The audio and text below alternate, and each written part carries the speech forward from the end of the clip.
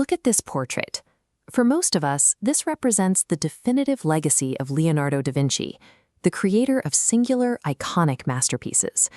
But in 1482, a 30-year-old Leonardo was looking for a way out of Florence. He needed a new patron, and he decided to pitch himself to the most powerful man in Milan. He didn't send a portfolio of sketches. Instead, he wrote a letter boasting about his ability to design military equipment, scythed chariots, armored vehicles, and portable bridges for the battlefield. He spends 10 full paragraphs describing war machines before casually mentioning in the final sentence that he can also paint as well as any man. The target of this pitch was this man, Lodovico Sforza, the de facto despot of the Milanese court. Why would the man who would paint the Mona Lisa choose to introduce himself as a weapons designer? In his home city of Florence, artists were treated as highly specialized craftsmen. They were locked into a medieval guild system that saw painting and sculpture as manual trades, governed by strict rules and long apprenticeships. But here at the Sforza Castle in Milan, the rules were different. This was a young, precarious dynasty that had seized power through force and was constantly threatened by the neighboring states of Venice and France. Historian Jacob Burckhardt argued that these Italian courts were the state as a work of art, political units built on raw calculation and personal talent rather than ancient inherited rights. Because Sforza's power was illegitimate, he couldn't rely on tradition. He needed experts who could solve every problem. This environment created a demand for l'uomo universale, the universal man, a servant who mastered every discipline to ensure the court's survival.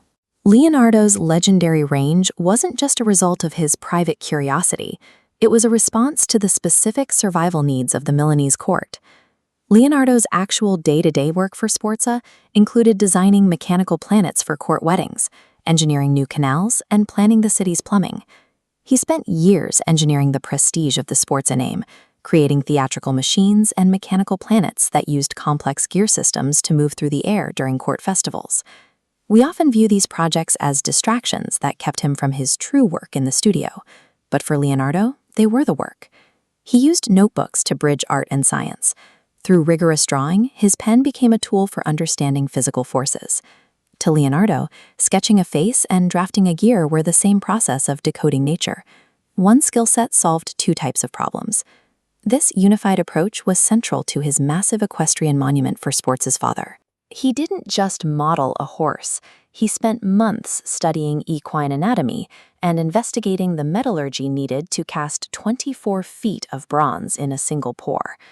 This same habit of technical inquiry followed him to his most famous Milanese commission, a mural for the dining hall of a local convent. To create this mural, Leonardo applied his years of research into optics and linear perspective. He wanted the painted room to feel like a seamless extension of the physical space where the monks ate. He used his scientific dissections of human muscle to depict the physical mechanics of a reaction. He knew exactly which tendons pulled when a disciple leaned back in shock or lunged forward in anger. By treating the human body as a machine and light as a geometric problem, Leonardo moved painting away from simple handiwork and toward a discipline based on intellectual inquiry. The incubator that allowed this work to happen was destroyed in 1499, when the French invaded Milan and toppled the Sforza family. Leonardo's labor was literally shattered. The French soldiers used his giant clay model of the Sforza horse for target practice, reducing his years of anatomical study to rubble. Even the Last Supper suffered. Leonardo had experimented with a new dry plaster technique to allow for more scientific precision, but the experiment failed, and the masterpiece began to flake away within years of its completion. The court fell, and the physical projects crumbled, but the way Leonardo connected these distant fields of study didn't vanish. Leonardo showed that a single mind could bridge the gap between engineering a canal and painting a portrait, by treating both as a study of how the physical world works.